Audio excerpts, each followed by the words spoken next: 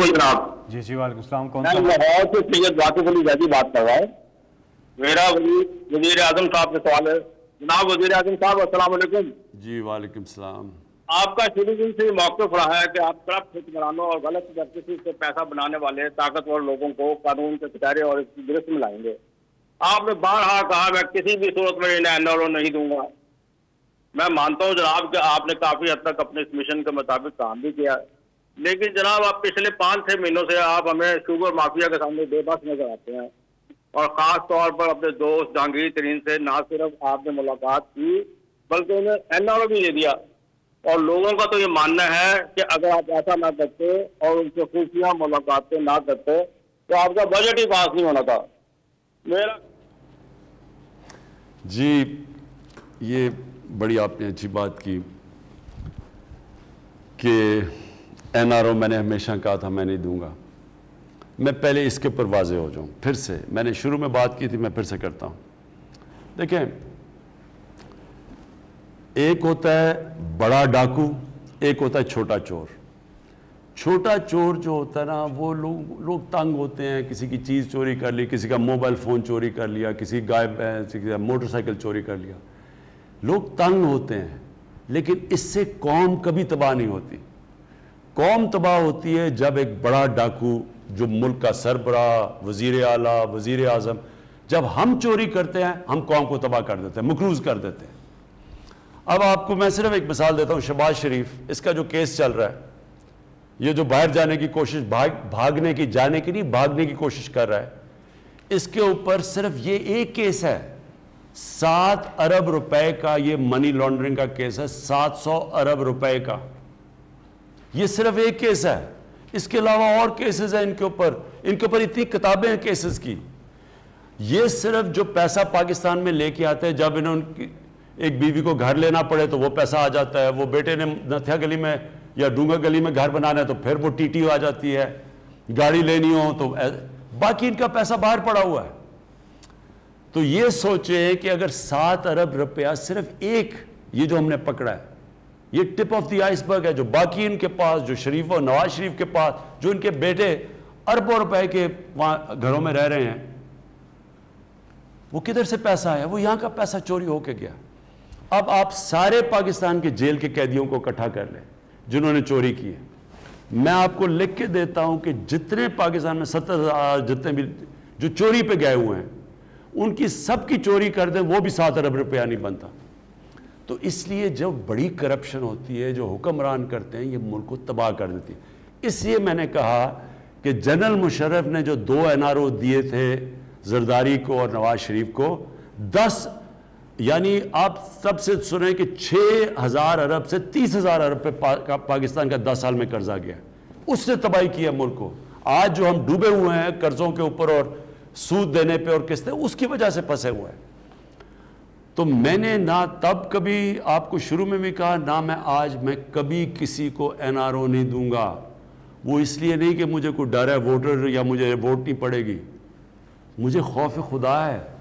اللہ کو میں جواب دے ہوں. میں یہ اگر کس منہ سے ہم, یا لوگ بیچارے جیلوں میں گل سڑ رہے ہیں اور یہ ہم بڑے بڑے لوگوں کو چھوڑ دیں, یہ میں کبھی نہیں کروں گا. اب آ گئی بات جہانگیر ترین کی. جہانگیر ترین کو میں نے بڑا واضح طریقے سے کہا, وہ یہ کہہ رہے ہیں کہ ان سے ناانصافی ہوئی ہے. میں ناانصافی کبھی کسی سے نہیں کی.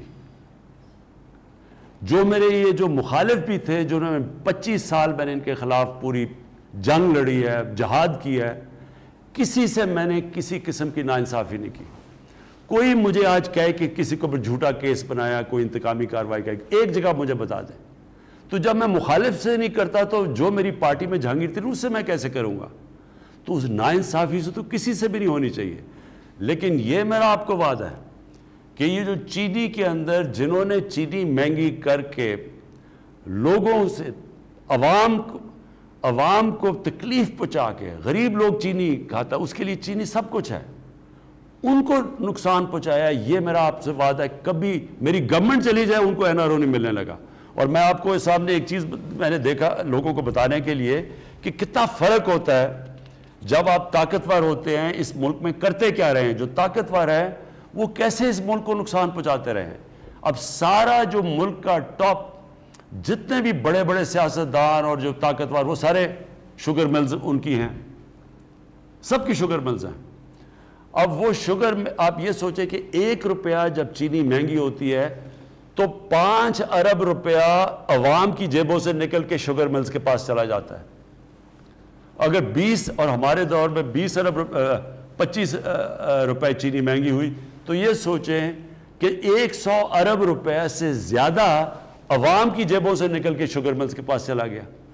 لیکن وہ شوگر ملز جو سارے طاقتور کے پاس ہے, اب یہ ذرا سوچیں کہ انہوں نے آج تک ٹیکس کتنا دیا ہے. 5 سالوں میں ہم نکال رہے تھے, انہوں نے 5 سالوں میں ٹیکس کتنا دیا ہے؟ 22 ارب روپیہ. اس میں سے ان کو ریفنڈ کتنا ملا ہے؟ 12 ارب روپیہ. تو رہ گئے صرف 10 ارب روپیہ انہوں نے ٹیکس دیا ہے. اور ان کو 5 سالوں میں سبسڈی کتنی ملی ہے؟ 29 ارب روپیہ. یعنی کہ پاکستان کو یہ جو طاقتور ہیں, یہ کیونکہ یہ طاقتور ہیں, ایوانوں میں بیٹھے رہے ہیں, ان کے شریفوں کی بھی شوگر ملز ہیں اور وہ زرداری کی بھی شوگر ملز ہیں, نہ یہ ٹیکس دیتے ہیں. چینی جب چاہیے مہنگی کر دیتے ہیں. چینی بن جاتی ہے 3 مہینے میں, گنا جاتا ہے شوگر مل میں, چینی بن گئی, لیکن سارا سال چینی کی قیمت اوپر جاتی رہتی ہے. اس لیے ہم نے ان سارے مافیاز, یہ میرا وعدہ آپ سے, سارے مافیاز کے اوپر کوئی کسی سے رعایت نہیں ہوگی, لیکن ناانصافی کسی سے نہیں ہوگی. جی آگے بڑھتے ہیں. جی وزیر اعظم صاحب, ایک سوشل میڈیا پہ ایک سوال آیا ہے, وہ کہہ رہے ہیں کہ مہنگائی سے ہمارا برا حال ہے, کچن نہیں چل پا رہا, اکانومی کے کیا حالات ہیں, ذرا ہمیں بتائیے, اور کب تک یہ مہنگائی ختم ہوگی؟ دیکھیں, ایک مہنگائی کا تو ایک میں نے بتا دیا نا کہ یہ جب طاقتور اکٹھے ہو جاتے ہیں, کارٹیلز یا منوپلی بنا لیتے ہیں, جس طرح شوگر ملز ایسوسی ایشن اکٹھی ہو کے خود ہی فیصلہ کرتی ہے کہ چینی کی قیمت کیا ہونی چاہیے. یعنی چینی ایک اسینشل آئٹم ہے, یہ گورنمنٹ کو فیصلہ کرنا چاہیے. اب تک یہ پہلی دفعہ اب گورنمنٹ نے فیصلہ کیا ہے اور چینی کی قیمت نیچے آئی ہے, نہیں تو وہ وہی فیصلہ کرتے تھے کہ چینی کی قیمت کیا ہونی چاہیے. اس کے علاوہ میں آپ کو صرف ایک دینا چاہتا ہوں, کیونکہ میرے سے بار بار, اور یہ ہے ہمارے لیے بڑی تکلیف دہ چیز, میں آپ کو یہ بتا دوں کہ فائنانس منسٹر شوکت ترین کو میں نے صرف 2 وجہ سے لے کے آیا ہوں. ایک کہ ان کی ذمہ داری ہے کہ قیمتیں نیچے لے کے آئیں, انفلیشن کو روکیں, قیمتیں روکیں, اور دوسرا کہ گروتھ ریٹ بڑھائیں, یعنی ہماری اکانومی بڑھے تاکہ لوگوں کو نوکریاں ملیں. اس 2 وجہ سے میں شوکت ترین کو لے کے آیا ہوں. لیکن اس سے پہلے میں آپ کو ذرا گرافز دکھانا چاہتا ہوں, کیونکہ یہ سارا وقت مجھے جو سب سے زیادہ تنگ کرتی ہے چیز وہ ہے مہنگائی. پہلے تو یہ میں آپ کو بتانا, کیونکہ جب پیٹرول اور ڈیزل مہنگا ہوتا ہے تو ساری چیزیں مہنگی ہو جاتی ہیں, کیونکہ ٹرانسپورٹ مہنگی ہو جاتی ہے. یہ میں یہ چاہتا ہوں ذرا اس گراف کے اوپر آپ بڑا غور سے دیکھیں. یہ گراف کے اندر یہ پاکستان ہے اور یہ پھر ہندوستان ہے. یہاں پاکستان میں سب سے سستا ہندوستان کے مقابلے میں انڈونیشیا, سری لنکا, ترکی, امریکہ, بھوٹان, بنگلہ دیش, چائنا, ہندوستان, یہ سب سے زیادہ سستا آج پٹرول پاکستان کے اندر بک رہا ہے. ہم اس کے اوپر آرام سے تھوڑی ایکسائز لگا کے, لیوی لگا کے پیسہ بھی بنا سکتے ہیں, کیونکہ ہمیں پیسے کی بھی ضرورت ہے. لیکن ہم نے صرف اس کو سب سے نیچے اس لیے رکھا ہوا ہے کیونکہ ہمیں پتہ ہے کہ لوگوں کے اوپر بوجھ اور نہیں ڈال سکتے ہم, اور ہم احساس ہے کہ جب آپ یہ بڑھاتے ہیں تو ساری مہنگائی بڑھ جاتی ہے. یہ میں صرف آپ کو مثال دے رہا ہوں کہ ہم نے اپنی طرف سے سب سے کم پٹرول رکھا ہے تاکہ لوگوں پہ بوجھ نہ پڑے. جو پرابلم آ رہا ہے میں ذرا بھی آپ کو بتا بھی دوں, اس وقت دنیا کے اندر کموڈٹی کی قیمتیں اوپر جا رہی ہیں.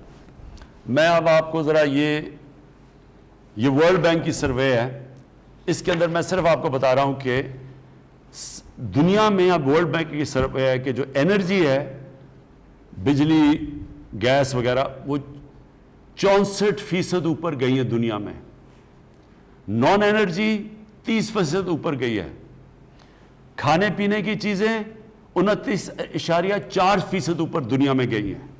میٹلز یعنی سریا وغیرہ جو چیزیں استعمال 41% دنیا میں اوپر گئی ہے. کروڈ آئل 84% اوپر گیا کیونکہ ایک بار نیچے آ کے پھر اوپر گیا. کاٹن دنیا میں 44% اوپر گئی ہے. پام آئل، یہ جو ہم سب جو گھی مہنگا ہے جو لوگ شور مچاتے ہیں کیونکہ ہم زیادہ تر گھی امپورٹ کرتے ہیں، پام آئل 54.8% اوپر گیا دنیا میں. سویا بین آئل 36.6% اوپر گئی ہے.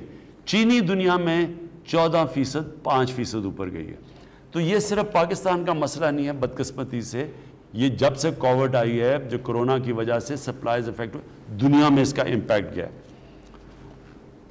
میں صرف ایک بلومبرگ کی یہ انٹرنیشنل چیز ہے، یہ ایگریکلچر کا، صرف یہ بتا رہا ہوں کہ فوڈ انفلیشن دنیا میں اور پاکستان میں کدھر گئی ہے. یہ میں دو ہیں، یہ اوپر ہے پاکستان کی لائن اور یہ نیچے ہے یہ دنیا کے اندر. یہ ذرا ملاحظہ فرمائیں، پاکستان پھر بھی ہم اس کو اس طرح نیچے رکھ کے بیٹھے ہوئے ہیں.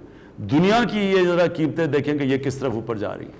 میں پہلے تو اس لیے آپ بتا رہا ہوں کہ ہم کوئی دنیا میں کوئی جزیرہ نہیں ہے، ہم جو دنیا میں ہوتا ہے اس کا افیکٹ ہوتا ہے ہمیں. لیکن میں آپ کو اب جو چیز جو آپ کے سامنے لانا چاہتا ہوں وہ دوسری چیز جس سے قیمتیں بڑھتی ہیں وہ ہے بجلی. جب بجلی اوپر جاتی ہے تو دنیا میں قیمتیں اوپر چلی جاتی ہیں. پاکستان میں ہر چیز اوپر چلی جاتی ہے بجلی کی وجہ سے. تو میں صرف آپ کو بجلی کا مسئلہ بتانا چاہتا ہوں تاکہ آپ سمجھ جائیں. وہ میرا گراف کدھر ہے، وہ بجلی والا جو تھا.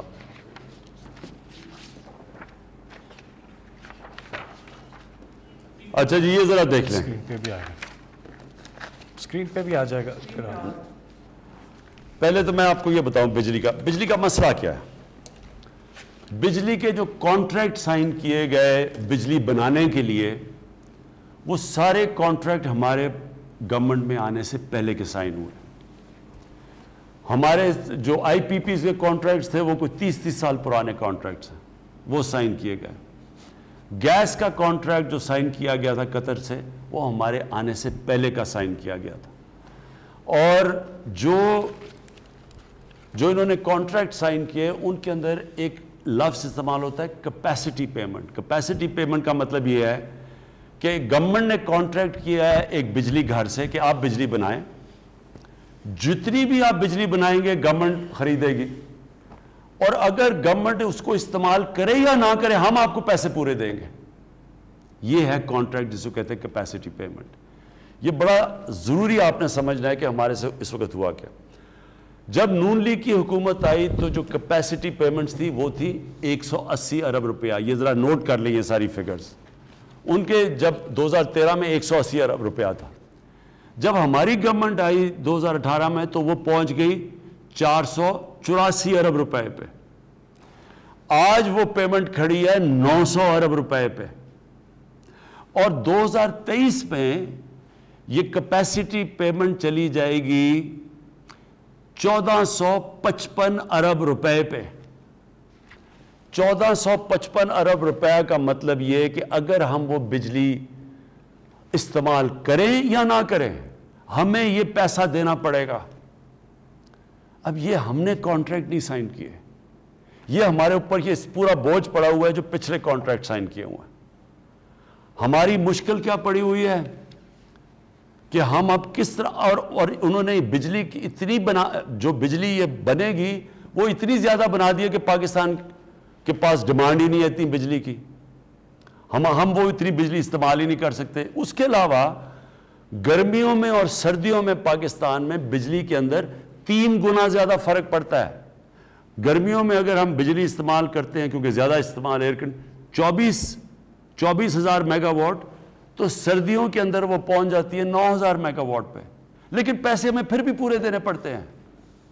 تو پہلے یہ آپ مسئلہ سمجھ جائیں تاکہ جب وہ بجلی مہنگی ہوتے ہیں ہمیں برا بھلا کہتے ہیں. یہ کانٹریکٹ ہم نے نہیں سائن کیے، لیکن ہم نے کیا جب سے آئے ہم کوشش کی. ہم نے پہلے تو آئی پی پیز کے ساتھ بات کی جو پرانے یعنی جو بجلی کے کانٹریکٹ سائن کیے ہوئے تھے. میں آپ کو بتاؤں کہ اس سے ہم نے ری نیگوشیٹ کیے ان سے باتیں، اور مجھے بڑا اپنی ٹیم کے اوپر فخر ہے کیونکہ جب آپ یہ کانٹریکٹ سائن کر لیں تو اس کے بعد آپ ان کو ری نیگوشیٹ نہیں کر سکتے کیونکہ وہ انٹرنیشنل ٹرائیبیونلز میں چلے جاتے ہیں اس کے اوپر، اور اس کے اوپر آپ کو پھر آپ کو فائن ہوتا ہے جس طرح ریکو ڈیک کے اندر. کیونکہ ہم نے وہ کیا نہیں، وہ انٹرنیشنل کانٹریکٹس پہ چلے گئے اور ادھر پھر ہمیں فائنز ہوئے. تو میں آپ کو بتاتا ہوں کہ ہم نے بجلی میں کیا کیا؟ ہم نے جو آئی پی پی کے کانٹریکٹس تھے اس میں 134 ارب روپے کا ایک دم ہم نے کم کروایا، 134 ارب روپے، اور 20 سالوں کے اندر 770 ارب روپے کی کمی کروائی ہے جو ہم نے آئی پی پیز کے ساتھ نئی ری نیگوشیٹ کیے کانٹریکٹ جو پرانی گورنمنٹ نے سائن کیے ہوئے تھے۔ دوسری چیز جو قطر ہے، قطر کے ساتھ کے جو ایل این جی کا انہوں نے کانٹریکٹ سائن کیا تھا پچھلی حکومت نے، وہ 13.37% برینٹ کے اوپر انہوں نے کیا تھا، 13.37% برینٹ کے اوپر۔ ہم نے جو قطر سے کانٹریکٹ سائن کیا یہ ذرا دیکھ لیں، 10.2% پہ وہ اسی قطر سے کیا۔ اس سے پاکستان کو کتنا فائدہ ہوگا؟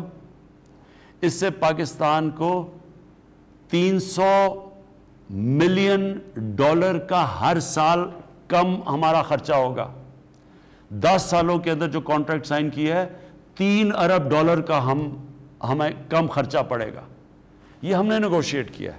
تو میں صرف آپ کو یہ بتانا چاہتا ہوں کہ جو اس وقت مسئلے ہمیں مہنگائی کے پڑے ہوئے ہیں کہ یہ ہمارا اس میں ایک تو انٹرنیشنل قیمتیں اوپر چلی گئی، ہم اس کا کیا کریں؟ جدھر ہم کر سکتے تھے پٹرول، ہم نے سب سے علاقوں کے اندر کم پٹرول اور ڈیزل بیچ رہے ہیں اس وقت، کیونکہ ہم نے ان کے اوپر لیویز اور ٹیکسز نہیں لگائے۔ جو بجلی کے کانٹریکٹ ہیں بدقسمتی سے ہم پھنسے ہوئے ہیں ان کے اوپر، کیونکہ پرانے کانٹریکٹس ہیں، ہم چیلنج کرتے ہیں وہ انٹرنیشنل آربیٹریشن میں چلے جاتے ہیں، ہم اس کا کچھ کر نہیں سکتے۔ انٹرنیشنل کانٹریکٹ سائن کیے ہوئے انہوں نے، ہم کوشش کر کے آئی پی پی سے ہم نے ان کی قیمت کم کیا ہے، یہ بھی بڑی بات ہے، ہماری اب ٹیم نے یہ کم کر دیا ہے۔ اور جو پھر گیس کا کانٹریکٹ، کیونکہ ہماری گیس نیچے جا رہی ہے، زیادہ گیس ہمیں باہر سے لانی پڑ رہی ہے، تو گیس کا بھی ہم نے اپنی طرف سے پوری کم قیمت کے اوپر گیس لی ہے تاکہ عوام کے اوپر کم بوجھ پڑے۔ یہاں پہ وقت ہوا ایک وقفے کا، اس کے بعد پھر ہم آپ سے